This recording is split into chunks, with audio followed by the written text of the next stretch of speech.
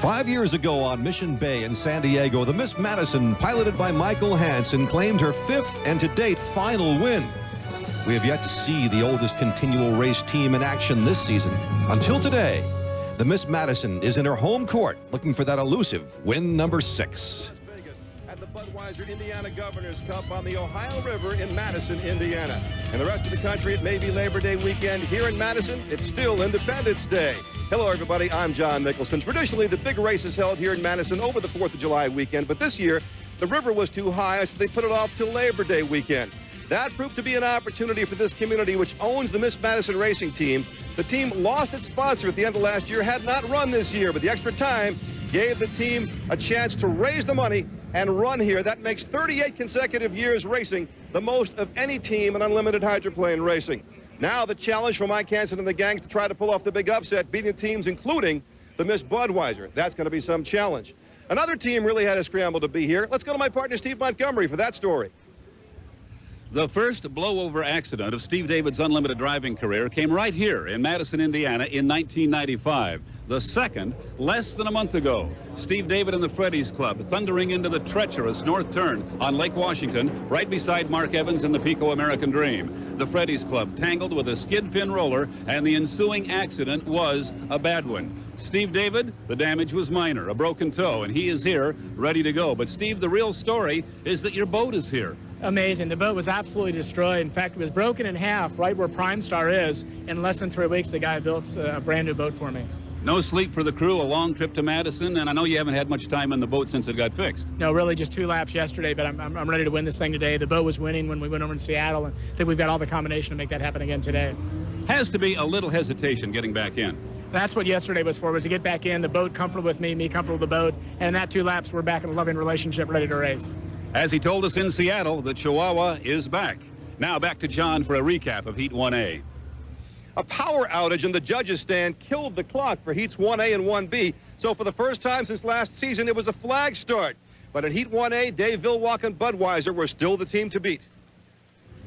Here they were coming up to the start line. You see Villwock took lane 2. He had the first choice, the Master Tire on the outside, Miss Madison in lane 3, and on the inside, Dr. Ken Muscatel, Steve. The course here, very narrow, John. Lane 1 historically has not been the place to be. Lane 2, generally ideal, and that's right where Villwock put the Budweiser here. From the O'Doul's eye in the sky, look at how Dave Villwock jumped out to a big lead down the backstretch, the Kentucky side of the river, opening it up. Later on, Dave flying the boat. This is the only course, by the way, on the circuit with a bridge in the middle of it. Dave around the far turn with a good-sized lead over Miss Madison and Michael Hansen. On board the Bud, smooth ride for Dave Villwock. Smooth as glass. It's a cliche, but here it's really true. So Dave Villwock with an easy win in Heat 1A. Michael Hansen second in the Miss Madison. Dr. Ken Muscatel takes third. And bringing up the rear, the piston-powered Master Tire with Mark Webber at the helm. So Dave Villwock off to his usual good start, picks up 400 points for the Budweiser team and 300 for the Miss Madison team. That is a nice job. Down on the dock, the whole Bud gang was there with Steve. Excellent. David, how about you? Any pressure having the big boss here? Well, you know, it's great to have the support of August, Anheuser-Busch, Budweiser, O'Doul's, Las Vegas, all the people that help us, you know, in this Rouse tour. So, you know, we're just real pleased to have the Miss Budweiser here and have it running really good. You know, we got a great team and we're having fun today. Mr. Bush, your guys in red having a great season so far. Dave has done an excellent job, and this whole crew works extremely well together, which is the key to winning. Congratulations to you. Thank you. Good, Dave. Very good. Michael, back in the saddle, second place, has to feel pretty good. Yeah, there's only one thing I feel any better, but, you know, that red boat's awful tough. And with us having to run the flag start that particular time and giving him an inside lane on us, you know, it was awful tough to get around him. But we hung with him for a lap or 2. Boat looks good. It always has looked good. It's just a different color now.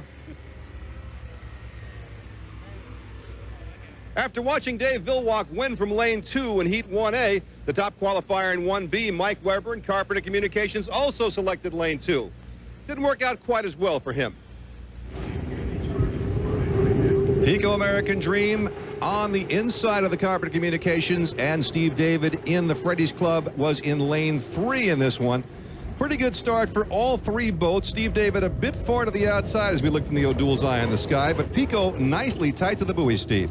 And Steve David finding out in the Freddy's Club Prime Star the hull, which was so badly damaged, is fine, has a sour motor, as is often the case when a team has been concentrating on the hull. This one just wasn't a player.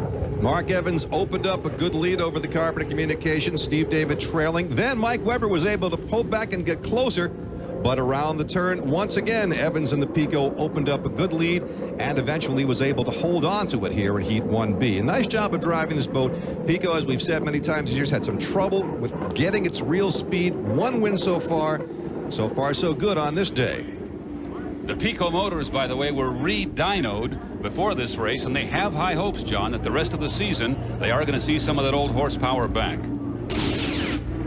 Here's the end of Heat 1 as Mark Evans driving the Pico strong. Took first place, Mike Weber second in the Carpenter Communications.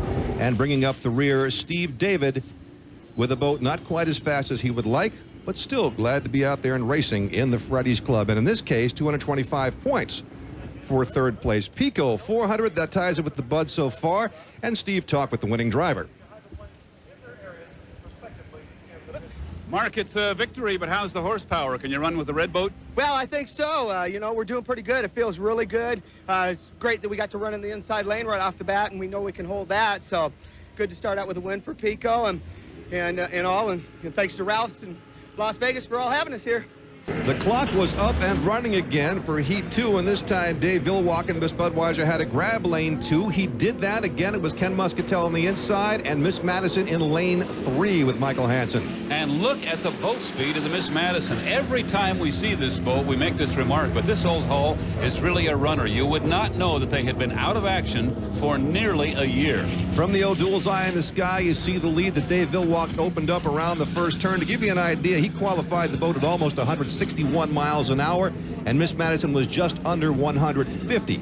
Quite a difference in the boat speed, and yet, as Steve says, a mighty good performance after all that layoff of the Miss Madison team.